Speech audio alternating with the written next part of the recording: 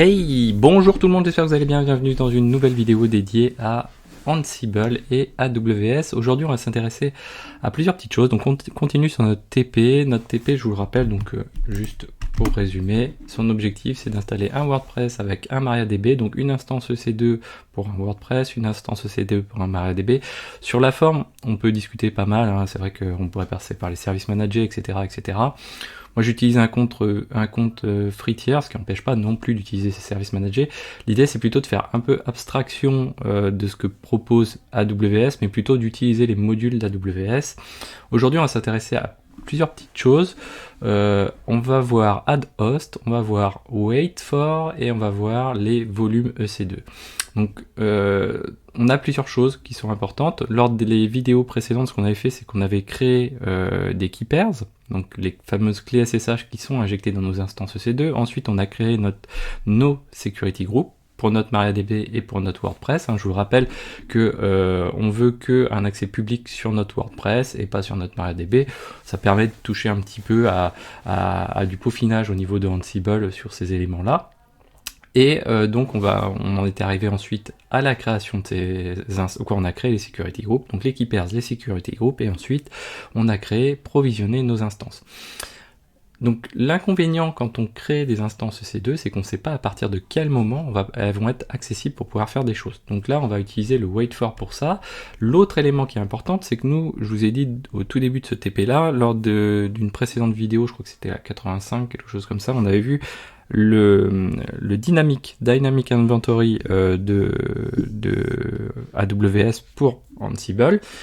Nous, je vous ai dit, on va pas l'utiliser, on va fonctionner autrement. Ça va permettre de découvrir aussi Ansible comment confectionner à partir d'Ansible lui-même un inventory. Et pour ça, on va utiliser le module qui s'appelle add host, qu'on a déjà utilisé au moment de Docker. Alors vous n'aurez peut-être pas forcément aperçu, mais j'avais refait le script de la vidéo 14 qui permet d'instancier des containers Docker pour faire du développement Ansible.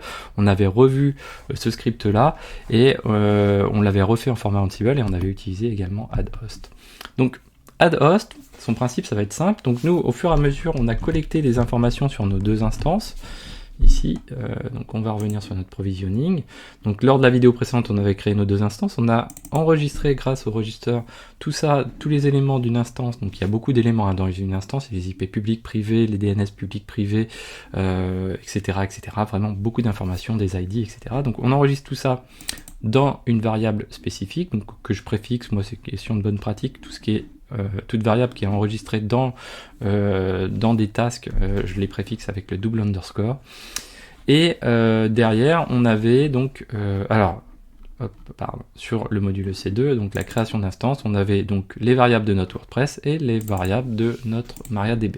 Donc là, on va continuer et on va faire en sorte que ces deux instances-là viennent renseigner un inventory qu'on va créer pour le coup. Et pour créer un inventory avec Ansible, on utilise ce fameux module add host.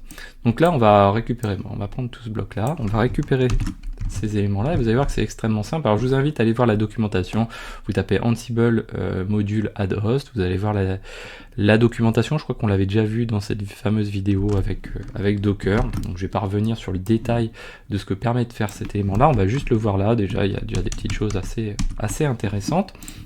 Donc là, qu'est-ce qu'on y fait?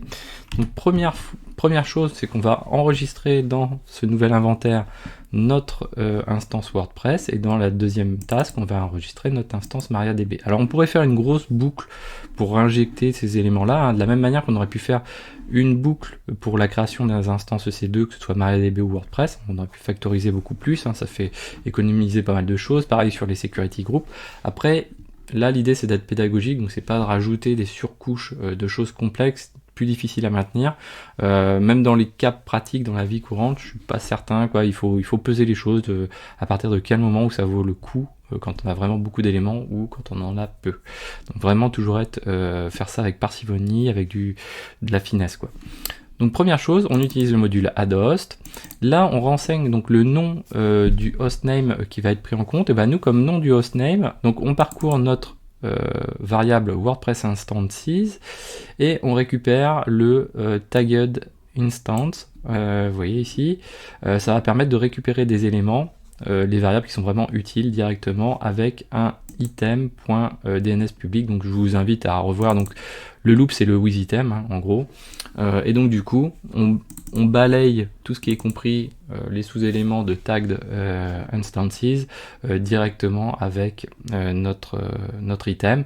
Donc on va récupérer nous le public DNS, on pourrait prendre l'IP, on va prendre le public DNS, on va venir l'enregistrer donc on va créer un hostname, comme ça finalement on renseigne les facts qui vont être pris en compte par Ansible, donc le hostname, et surtout le plus important c'est le Ansible host, qui lui, c'est à partir de ça que va pouvoir ensuite, Ansible va pouvoir utiliser Ansible host pour se connecter aux machines via notre inventory qu'on est en train de constituer.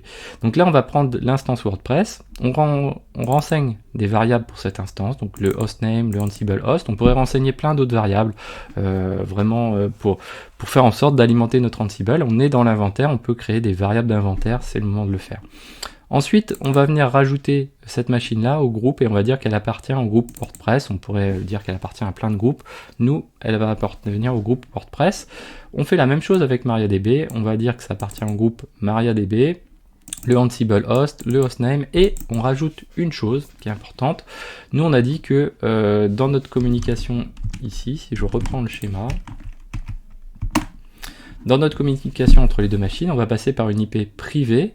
On ne veut pas d'IP publique pour pouvoir préserver notre MariaDB tout simplement, ce qui est quand même plus logique. Donc du coup, on va juste renseigner une variable que j'ai définie moi-même, MariaDB underscore private IP, et j'ai récupéré dans mes clés relatifs à cette instance MariaDB, j'ai récupéré le private DNS, vous voyez ici, donc ça va permettre d'attaquer l'IP privé, et donc je renseigne cette variable-là avec cet élément-là. Donc là, première chose. Ensuite, donc là, on est en train de constituer un inventaire avec juste deux instances qui vont être dans deux groupes différents, WordPress et MariaDB. On a aussi le groupe All, bien sûr, par défaut, qui est toujours défini. C'est le principe de base de Ansible. Donc ça, c'est le add host. Ensuite, on a un autre petit souci. Donc, je vous disais, quand on provisionne les machines, elles mettent un petit peu de temps à répondre. Et quand on va vouloir jouer du SSH dessus, finalement, si les instances ne répondent pas encore, ne sont pas en mesure de répondre sur le port 22, on a un souci. Du coup, on va pas pouvoir, et Ansible va bugger, va poser un problème, etc. Donc pour ça, il y a un outil qui est très simple, un module qui est très simple, qui s'appelle wait_for. Wait_for, et donc comme son nom l'indique, son but c'est d'attendre après quelque chose. Donc là, on va utiliser la boucle toujours sur nos instances. On va checker donc le tagged instances, et on va récupérer les IP publics. Et à travers ces IP publics, donc nous on a ouvert, souvenez-vous, les IP publics, tous les ports 22, je vous rappelle, l'idéal serait de faire ça à l'intérieur de notre VPC, etc. Nous on le fait pour l'instant, le but c'est de découvrir vraiment Ansible et AWS. Donc là nous on va attaquer le DNS public et on va checker le port 22. On va se donner donc un délai de 20 secondes et on va dire qu'on est, avant de commencer ce check, on se donne un délai de 20 secondes, et passé le délai de 20 secondes, il faut que cette instance réponde sous les 200 secondes, sinon on va avoir un message d'erreur, Ansible va s'arrêter et va être en message d'erreur. Donc on attend un état started, donc un état de réponse. On fait pareil pour notre instance MariaDB, ce qui fait que quand on va avoir enchaîné les deux, ça veut dire que nos deux instances sont up, on peut continuer à travailler dessus, et pour continuer à travailler dessus, première chose qu'on va vouloir faire dessus, c'est rajouter des volumes, puisque l'idée c'est quand même d'isoler tout ce qui est data, pour avoir ça sur des volumes isolés des volumes système, et du coup de faire en sorte qu'on va avoir ce volume à côté. Si on crache l'instance et qu'on veut recréer une instance à partir de ces volumes là, on pourra le refaire. Donc là, qu'est-ce que l'on va faire? On va utiliser le module EC2 volume. Là, encore une fois, on l'utilise deux fois. On pourrait faire une boucle beaucoup plus généraliste pour récupérer ces éléments-là. C'est pas notre cas, mais potentiellement, on peut factoriser beaucoup plus. Mais là, l'idée, c'est plutôt d'être pédagogique et de bien comprendre le raisonnement. Donc là, qu'est-ce que l'on fait? Toujours même principe, donc EC2 volume, on lui passe nos crédentials pour pouvoir se connecter, nos fameux crédentials qui sont voltés derrière, je vous le rappelle, avec notre système que j'ai déjà expliqué dans les vidéos relatives à Vault, de pourquoi on utilise une variable qui contient une autre variable. Voilà. Derrière, on définit les instances ID. Donc l'instance ID, on va le récupérer typiquement de la variable relative à chaque instance qu'on a renseigné toujours préalablement dans notre module EC2, donc pour l'instance MariaDB et WordPress. Ok, donc on fait notre boucle dessus, donc on dit que pour l'instance ID, etc., de la région X, on veut un volume GP2 de alors 20 Go pour une, 10 Go pour l'autre, et de type GP2, donc du coup c'est du SSD. Je vous invite à aller voir aussi la documentation de ces deux volumes, qui est assez fournie, il y a pas mal de choix possibles, de choses possibles. Et là derrière, on va affecter un device name, qui va être le même sur chacune des machines. Et ce device name, donc c'est /dev /, donc c'est un disque qu'on rajoute, tout simplement. Et on a une option qu'on peut rajouter.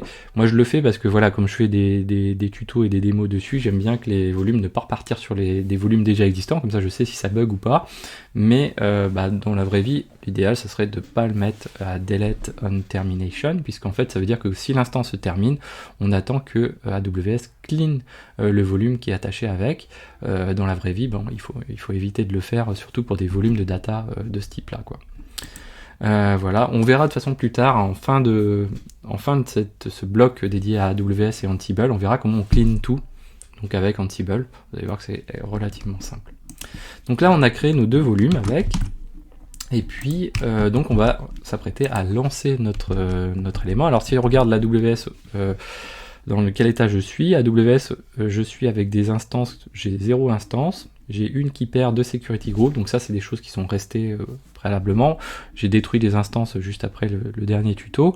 Et si je regarde les volumes, ici, donc dans EBS, j'ai aucun volume. Ok, donc là du coup, ce qu'on va faire, on va lancer cet élément là, donc je me remets dans mon terminal. Hop, voilà. Je suis au bon endroit, donc là je vais faire mon Ansible-playbook provision. J'oublie pas le ask vault password pour déchiffrer donc mes fameux secrets. Voilà, et je lance mes éléments. Donc là il va répéter les choses, donc il check si notre clé publique elle a été déployée ou pas. Il check les security groups s'ils sont conformes ou pas, donc tant qu'il est OK, ça veut dire qu'il n'y a pas de souci, on est toujours en gestion d'idempotence avec Ansible. Ensuite, là, on est sur la création de la première instance, donc ça va demander un tout petit peu de temps. Donc bien sûr, là, on est dépendant, on est tributaire du temps d'instanciation de AWS, et en même temps, on est aussi tributaire du fait qu'on a mis un wait for derrière, qui lui, par défaut, on a dit qu'on démarrait qu'au bout de 20 secondes, donc du coup, voilà, on rallonge beaucoup le temps. Après, c'est des choses qui peuvent se caler un petit peu mieux, mais on va pas pouvoir faire des choses. Donc vous voyez, si on est sur des infrastructures qui sont relativement grosses, il y a des facteurs comme ça qui vont avoir un impact assez considérable sur le temps et le déroulement. Donc là, on est en train de créer nos deux instances. Ici, elles ont été créées, et du coup on les a rajoutées derrière à notre fameux inventaire. Donc nos deux ajouts, notre ajout de WordPress, notre ajout de MariaDB. Là il a fait le premier wait for, donc il a attendu 20 secondes pour voir si ça répondait ou pas. Il fait le deuxième, là on a bien nos deux instances qui sont bien présentes, qui sont en running. Si je vais voir les volumes maintenant, pour l'instant, alors là il est déjà en train de le faire. Je crois qu'il y a un élément qui fait que Ansible devance un petit peu les choses. On retrouve déjà donc nos... Ah non, pardon, je suis bête, c'est pas possible. Là on a nos deux volumes, pardon, grosse stupide ce que je viens de dire. Là on a nos deux volumes de 8 Go qui sont les volumes des instances, donc la partie système. Et là on attend donc la création de nos volumes. Donc pour WordPress et pour MariaDB. Alors ça peut mettre un petit peu de temps, donc on va le laisser se dérouler. Si ça dure trop de temps, je vais faire une brève coupure. On va attendre juste voir. Donc là on voit qu'il est en train d'ajouter le volume de 10 Go, donc le premier volume. Donc vous voyez, malgré qu'il soit déjà créé, bon il n'est pas encore... Alors Dans la prochaine vidéo, on verra, là on a juste créé un volume qu'on a attaché à notre instance. Ça ne veut pas dire qu'il est utilisable à l'intérieur de l'instance. Donc on verra dans une prochaine vidéo, qui sera vraiment focus sur MariaDB, son installation, etc. On verra comment on fait en sorte que ce volume soit disponible cette fois-ci. Donc on avait déjà vu les mounts, etc. via Ansible. On va utiliser tout ça, hein, ça permet de revoir un petit peu ce qu'on a vu. Donc là il a attaché le volume WordPress, donc là parfait. Et il va donc attacher le deuxième volume de 20 Go de notre MySQL, notre SSD dédié à MySQL. Donc là, ça va nous permettre d'isoler la partie data. On va pas faire des choses en termes d'organisation miraculeuses. Après, c'est vraiment à vous, au sein de votre société, etc., de voir à toujours mettre les datas au même endroit, etc. Là, ce qu'on va faire, nous, c'est simplement le var lib MySQL, on va l'isoler, on va le mettre sur ce volume dédié. Le var 3w HTML, on va le dédier aussi au volume WordPress, et puis ça s'arrêtera là. Voilà, donc là, on a rajouté notre MariaDB, et pas de souci. Donc on a bien nos deux volumes, on a nos instances ici. Alors on voit que les volumes, hop, ils sont bien attachés aux instances. Toc, toc, toc, attachment, voilà, on retrouve nos instances ici. Et donc, j'ai mes deux instances. Si je rejoue une deuxième fois les choses, ça va aller beaucoup plus vite. Néanmoins, on va quand même avoir le wait for, donc il va avoir un délai de 20 secondes préalable, c'est-à-dire qu'il ne commence pas à checker avant. Donc là, quoi qu'il arrive, ce délai-là, il est un peu incompressible, hein. C'est le délai à partir du moment où il check. On pourrait le mettre beaucoup plus court, hein. On pourrait le mettre à 10 secondes pour faire en sorte que quand on repasse dans ce cas de figure là et que l'idempotence finalement va dire ok simplement, faire en sorte d'aller un petit peu plus vite. Donc là on fait le premier, on fait le second ensuite. Et donc là ça veut dire qu'on a des machines qui répondent en SSH, qui ont leur volume d'attaché, et donc dans la prochaine vidéo l'objectif ça va être maintenant d'utiliser ce fameux inventaire qu'on a créé avec notre add host dans un deuxième bloc de playbook dédié à MariaDB et un autre bloc dédié à WordPress tout simplement. Et voilà, donc là on est ok partout, pas de souci. Voilà, donc j'espère que cette vidéo vous a plu, n'hésitez pas à la partager, à mettre des pouces bleus, à commenter, et moi je vous dis à très bientôt sur Xavki.